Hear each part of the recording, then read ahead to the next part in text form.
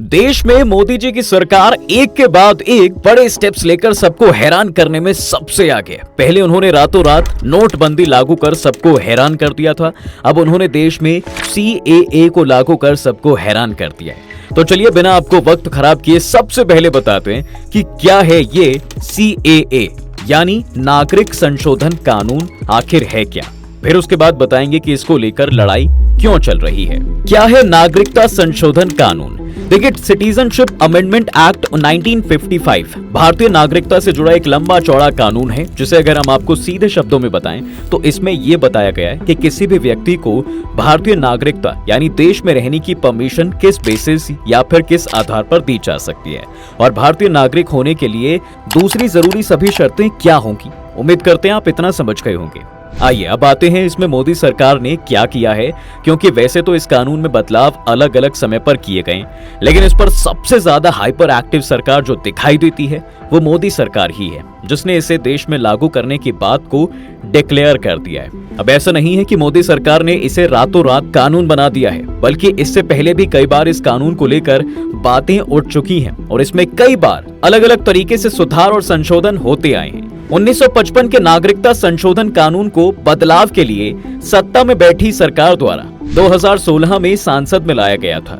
इसके बाद 2019 में एक बार फिर बीजेपी सरकार ने इस कानून में संशोधन के लिए एक विधेयक लाई थी। जी हाँ, जिसे नागरिकता संशोधन विधेयक 2019 कहा गया था।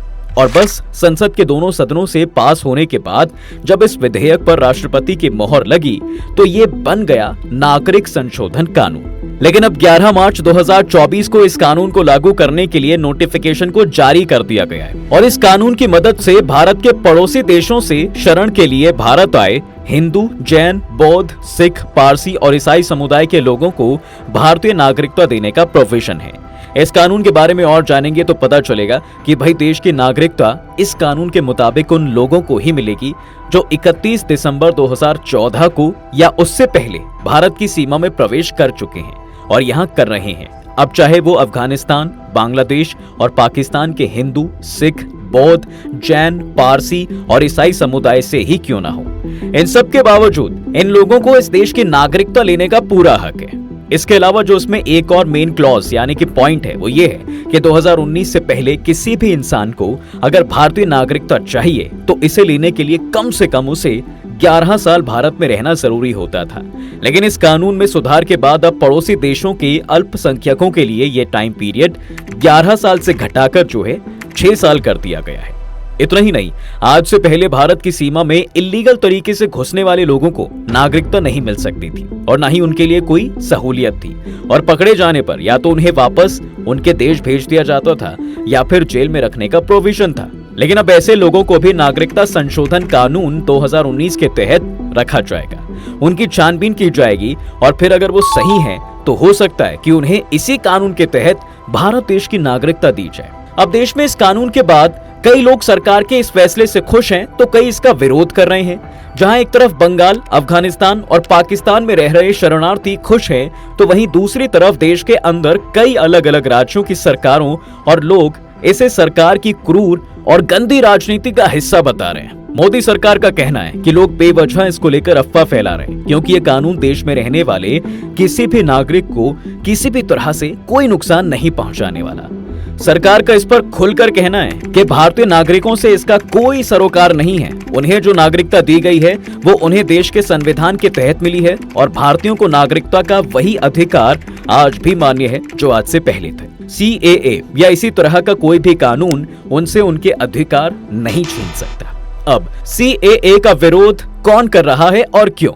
ये बताने से पहले हम आपको बताना चाहेंगे कि ये वीडियो कोलैबोरेट की गई है आर्टिरियम के साथ, जो आपके लिए लेकर आया है रामलला के मनमोहक मूर्ति रूप को। जी हाँ, जो आपके दुख को दूर कर देगा और आपको मुश्किल से मुश्किल परिस्थितियों का सामना करने का साहस देगा।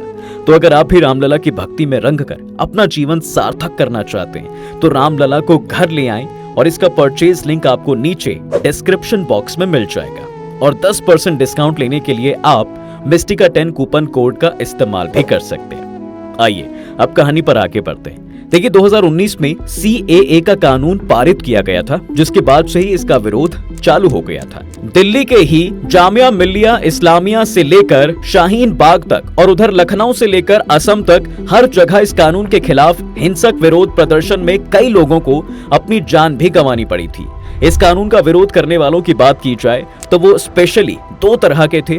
पहले वो थे जो असम के साथ साथ इस देश के नॉर्थ ईस्ट स्टेट में रह रहे थे। वहां के ज्यादातर लोगों का यही मानना है कि इस कानून के लागू होने के बाद उनके इलाकों में प्रवासियों की संख्या तेजी से बढ़ेगी, जिससे नॉर्थ ईस्ट स्टेट के कल्चर और वहां की लोकल डाइवर्सिटी को बहुत नुकसान पहुंचेगा।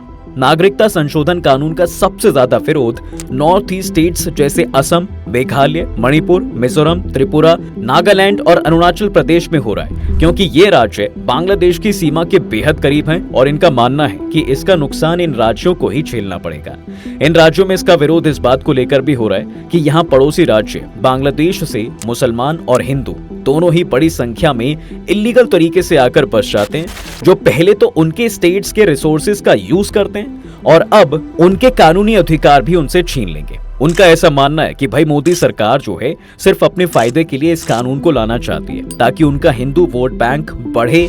उन्हें इन राज्यों में होने वाली लोकल जनता से कोई लेना देना नहीं है। उनका विरोध इस बात का करंट सरकार हिंदू मान्यताओं को अपने पक्ष में करने की फिराक में प्रवासी हिंदुओं के लिए भारत की नागरिकता लेकर यहाँ बसाना आसान बनाना चाहती है, फिर चाहे उनके लिए स्टेट में रह रहे भारतीयों को कितनी भी मुश्किलों का सामना करना पड़े। अब इसके बाद भारत के अन्य क्षेत्र के लोग CAA का विरोध इसलिए भी कर रहे हैं क्योंकि इसमें मुस्लिम शरणार्थियों को शामिल नहीं किया गया है। इस कानून में 3 देश से आए सभी 6 धर्म के शरणार्थियों को नागरिकता देने का प्रावधान किया गया है, जबकि मुस्लिम धर्म के लोगों को इससे बाहर ही रखा गया। और यही आज इस ग्रुप के लोगों के लिए मेन मुद्दा बना हुआ है कि आखिर वो लोग कहां जाएंगे। अब सरकार का इस पर क्या कहना है कि आपको ये कानून पूरी तरह से पता नहीं है, इसलिए वो लोगों में इसके अवेयरनेस फैलाएंगे, लेकिन तब तक आप अफवाह फैलाने वालों से दूर रहें। लेकिन यहाँ पर विपक्ष का सरकार पर यह भी आरोप है कि इसमें खास तौर पर मुस्लिम समुदाय को ही निशाना बनाया गया है। उनका तर्क है कि भाई ये संविधान के अनुच्छेद 14 का वायलेशन है, जो राइट टू इक्वालिटी की बात करता है।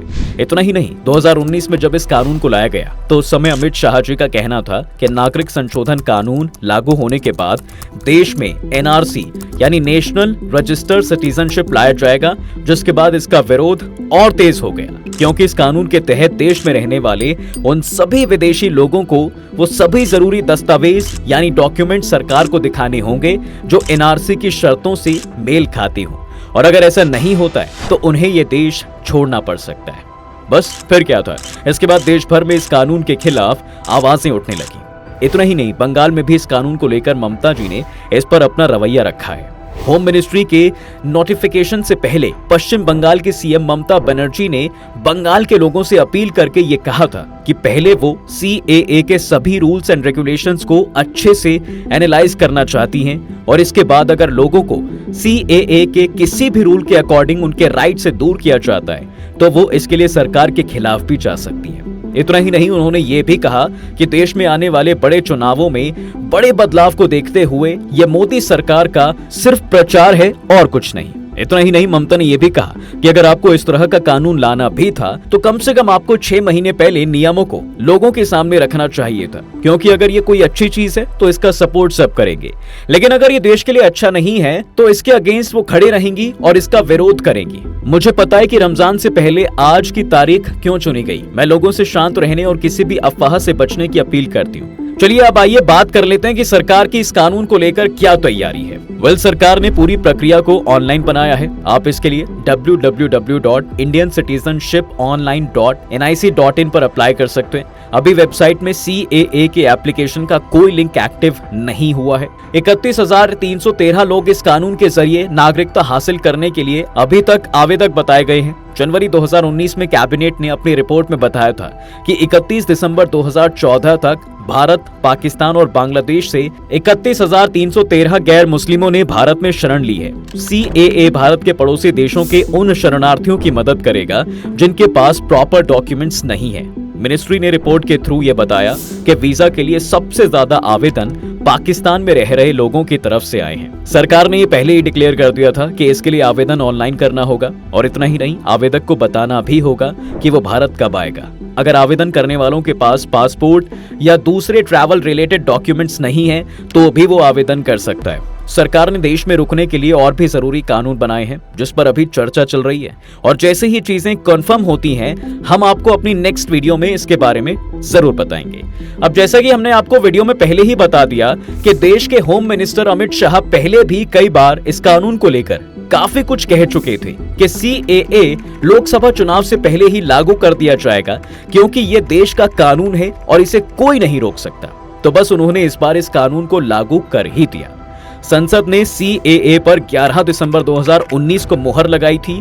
हालांकि सरकार इस कानून को लागू करने के लिए नियम कायदे बनाने की समय सीमा को इससे 8 बार बढ़ा एक्सटेंड कर चुकी है। दोस्तों, अब आप बताइए कि यह कानून कहां तक सही है? क्या इसे लागू कर सरकार सही कर रही है या फिर इसके विरोध में खड़े लोग सही हैं? अपना ओपिनियन कमेंट सेक्शन में जरूर बताएं। तब तक के लिए हम आपसे विदा लेते हैं। जल्द हाजिर होंगे एक और नए इंटरेस्टिंग टॉपिक के साथ। अगर ये वीडियो आपको पसंद आई है तो इसे अपने दोस्तों के साथ शेयर कर दें और हाँ, वीडियो को लाइक करना ना भूलें। और अगर आपने हमारे चैनल को अभी तक सब्सक्राइब नहीं किया है तो वो भी जरूर कर दें। साथ ही बेल आइकॉन प्रेस करना बिल्कुल ना भूलें ताकि हमारी वीडियो आप तक जल्द से जल्द पहुंच सके।